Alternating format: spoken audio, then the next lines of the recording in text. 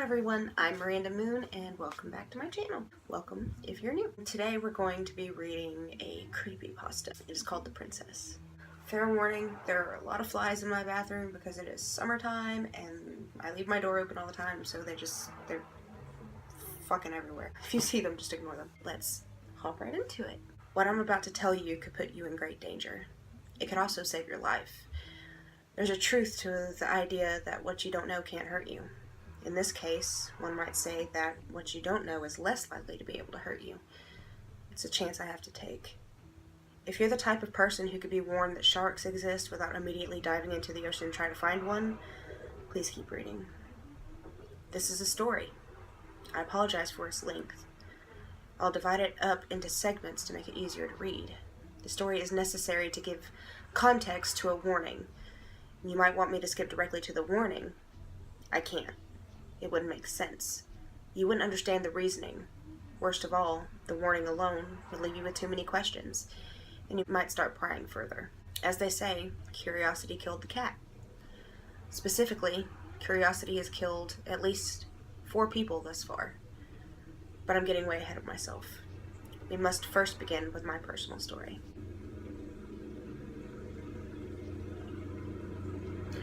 Who the fuck cuts their grass at 9 o'clock at night?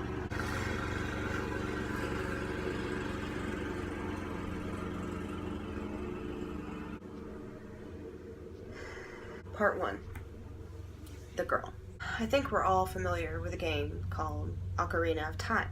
It was one of the most celebrated, beloved, and just plain good games of its time. Everyone was playing it. Every video game news outlet was talking about it. One of my first experiences online was joining a message board for an Ocarina of Time fan site. It's a game tons of gamers know inside and out, and if there's one downside to knowing a game inside and out, it's that there could be no more surprises. As a matter of fact, there can always be surprises. In a situation I imagine is familiar to most of you, I was 13 years old, alone in my living room playing Ocarina of Time. I'd beaten it. I caught the Skulltulas. I think I was missing a heart piece, but who has time to call up game FAQs when there's zombies to mow down?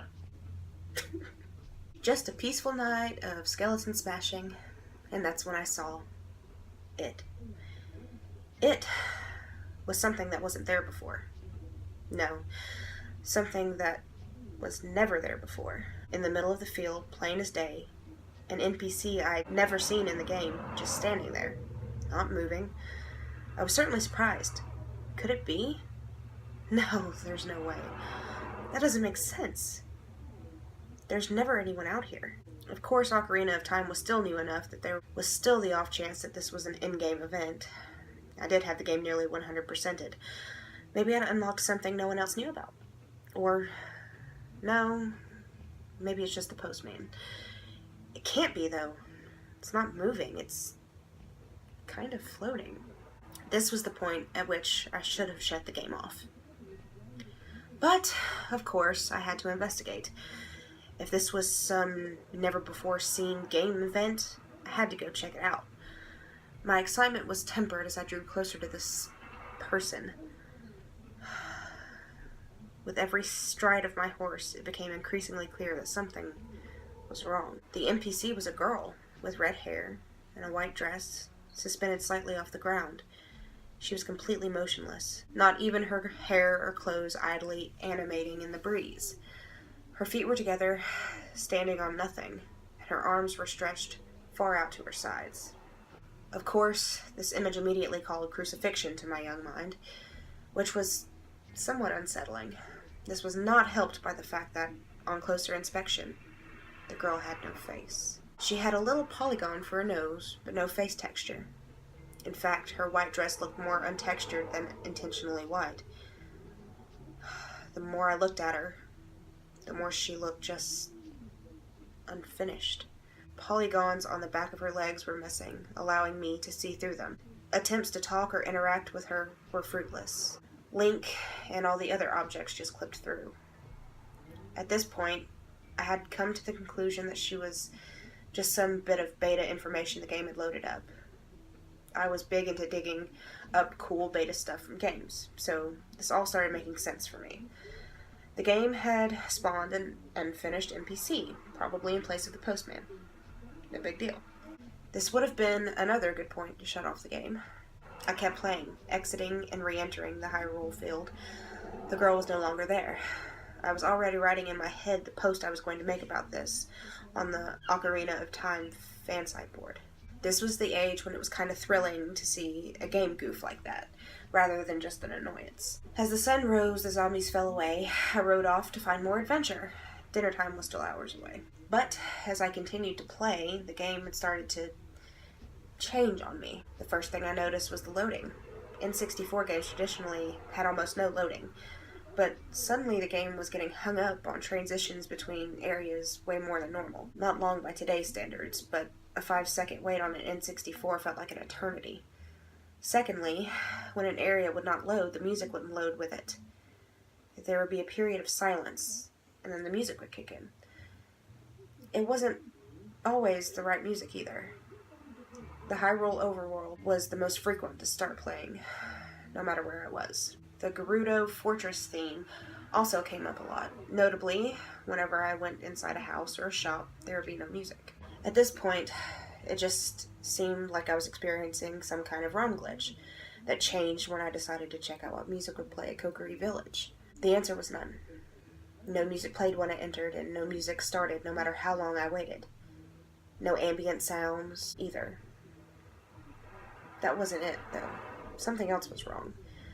There was no sound, but there was also no movement. All the Kokiri, on closer inspection, were stuck in the same arms-out pose as that mystery NPC. They didn't move or turn to look at me or anything. They just stared straight ahead, arms out. I couldn't even talk to them. The speak prompt appeared, but pressing it didn't do anything. Rather strangely, though, they were all positioned roughly where they would be normally.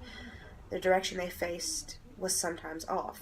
Some Kokiri were intently staring at a wall, or turned such that one of their arms clipped through the side of a cliff. It took a little time to register that the reason for this was that they were all facing a single location. The mystery NPC was back. She was hovering a little off the ground in front of Link's house. Every Kokiri was staring at her. This time she was different. She looked the same, but now the moment I got near her, Navi started hovering around her, indicating that she was a real NPC. Trying to just walk up and talk to her didn't work. The moment Link would get near her, he took damage and flew backwards. However, this being Ocarina of Time, I decided to try Z-targeting her and talking to her from a few feet away. Immediately my frame rate dropped to single digits, and the sound effects went choppy. In addition to the opening a dialogue box sound, a bunch of other weird sound effects seemed to be playing. High-pitched buzzing and what I think were some voice sounds from Princess Zelda. I was very certain the game was just going to freeze, but it didn't. Instead, a single dialogue box opened, and the girl said the following. "He's not moving anymore."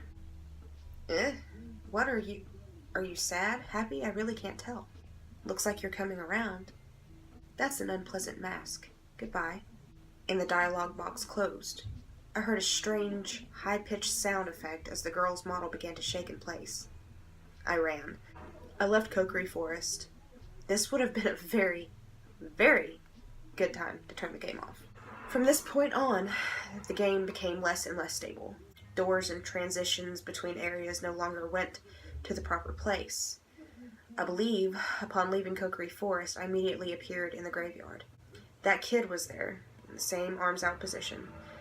Talking to him made him say the same things he always says, but only once. After that, he ceased to be targetable. I won't summarize the next half hour, partly because I don't remember it all, and partly because it was a lot of the same stuff. Nearly every NPC I encountered was in that same arms-out position. Those that weren't were still unusually frozen in place, facing the wrong way or doing something else out of the ordinary. Enemies were either non-existent, failing to spawn, I guess, or similarly frozen. I encountered some Tektites frozen in midair on Death Mountain, which damaged me if I touched them, but couldn't be hurt themselves. As time went on, the game just started falling apart. Whole textures or polygons would be missing. Sound effects would play for a few seconds after they were supposed to. Pre-rendered backgrounds failed to appear entirely. And finally, I was left in a black void. Well, not really.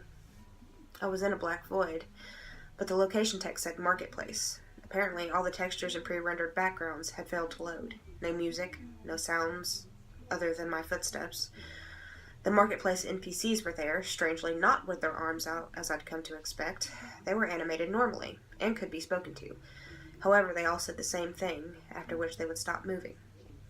Please look out for the princess. After talking to this last NPC, the Redead scream sound started playing.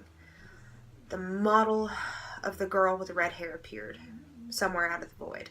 Without animating, all the townspeople in unison turned to look at her. I think I lost control of Link at this point. The last thing I remember was him turning towards her with the other townsfolk. He may have started to walk towards her too, and he let out a scream like he was being hurt. This was a very, very good time to turn off the game. And I did. And that was that. I didn't play Ocarina of Time for a month. When I switched it back on, there was no hint of oddness. Were this a simple ghost story? This would be my end. My one brush with the paranormal. Sadly, that was far from the end. This was only my first experience with an entity known as the Princess. As for whom we are, I'll get to that next time. Oh, and needless to say, there's no scrap model of a girl with red hair and a white dress anywhere in the code of Ocarina of Time. That's it for this chapter. I'd like to apologize now for any mispronunciations of the words, because I've never played Zelda. I know. At me. I know, it's terrible. I hope you enjoyed it. I'm going to be doing more things like this. There will be other chapters of this, because this is a long story, and it's got a lot of chapters to go. So if you liked this, give it a like, a thumbs up, subscribe, and hit the bell. Thank you. Bye, everybody.